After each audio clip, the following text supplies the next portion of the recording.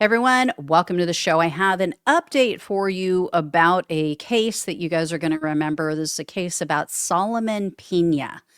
If you've been following the show for at least a year or more, you guys will recognize this. Pena is a 42-year-old man. He is a failed Republican candidate. Here he is, so you can see him.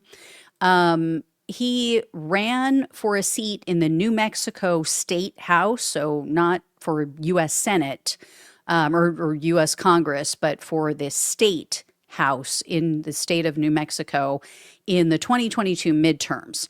So he lost by a huge margin. It wasn't even close. But of course, because Pena is a MAGA man, he claimed that the election was stolen from him. I wonder where he got that. Where would he come up with an idea like that, right? Anyway, after Pena lost, he started harassing members of the County Board of Commissioners. He was pressuring them. He kept trying to get them to not certify the election results. I mean, where have we heard that before? So after they refused to do what he was pressuring them to do, he recruited a couple of friends to help him go shoot up their homes. So Pena and his friends, a guy named Jose Trujillo and Demetrio Trujillo, they went to the commissioners' houses on various nights. This happened at the end of 2022 and then into January of 2023. They went there, fired shots through these people's walls, and in one shooting, they used a fully automatic machine gun. In another instance, you guys might recall, there was a bullet that came within inches of a little girl's head. I want to say she was like 10 years old or something, like 8 or 10. So she was in bed sleeping when they shot up her house. And this was the daughter of one of the commissioners. And she said the next day, I woke up because I felt like there was a spider or something crawling on my face.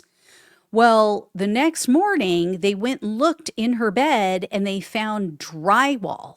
So they found the bullet hole above her head, a few inches above where she was sleeping. And then they realized it was the drywall dust that fell on her face. So they could have killed her. Now, luckily, one of the accomplices, one of these Trujillo guys, was pulled over in a traffic stop, and the police just so happened to find a weapon I think it was in the trunk, if I remember correctly, and it matched one of the shootings. So they also found drugs in this guy's car. So soon after that, this Trujillo guy, one of them, cut a deal, told the authorities everything. So Pena gets arrested. He's charged with a bunch of crimes. And he was in prison in jail because the judge said, no, I'm not going to let him out on bail, given what we're hearing. These crimes are very serious, could have been a murder. So the judge said, I'm going to hold him without bail. Well, while this Pena guy is in jail, he tries to put a hit on his friends, on the guys who helped him shoot up these houses. So the prosecutor found out that Pena was soliciting other inmates and he's offering them cash, he's offering them a car to go murder the Trujillos so that they couldn't testify against him. As you can imagine, that didn't really go over well with the authorities or the jury. And he was charged with additional crimes for that. So then in March of this year, Pena was convicted on all counts, and then he was just sentenced. So as of today, Pena has been sentenced to 80 years in prison. Now, he does have a previous criminal history. He was in prison before. So 80 years in prison, they gave him 3 years of probation and a $250,000 fine. But I mean, let's be real, at 42 years old, that's a life sentence. It's not like he's going to be out, at 100 and what would that be? 122. To be on probation, or am I doing the math right there? I don't know. I have to figure it out after. Anyway, so another violent MAGA man gone. He is gone. Will never walk the streets again. Thank God. And his co-conspirators, Jose and Demetrio, They received lighter sentences, but one of them still got hit with a pretty decent sentence. So um, Jose was sentenced to 37 months in prison. I think that's right. Let me look at this again. 37 months in prison, and then Demetrio got 15 years.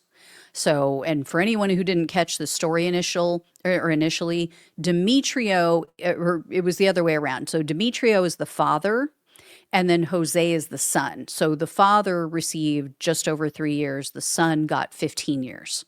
So anyway, there you go. More MAGA violence. But yeah, it's the left that's so radical, so crazy. All right, guys. If I hear any more, I will let you know. Thank you so much for watching and listening. Please like, please share, and subscribe if you have not. If you can donate, truly appreciate it. It really helps to keep the show going. Thank you all so much again. Take care. Love you all. Talk with you soon.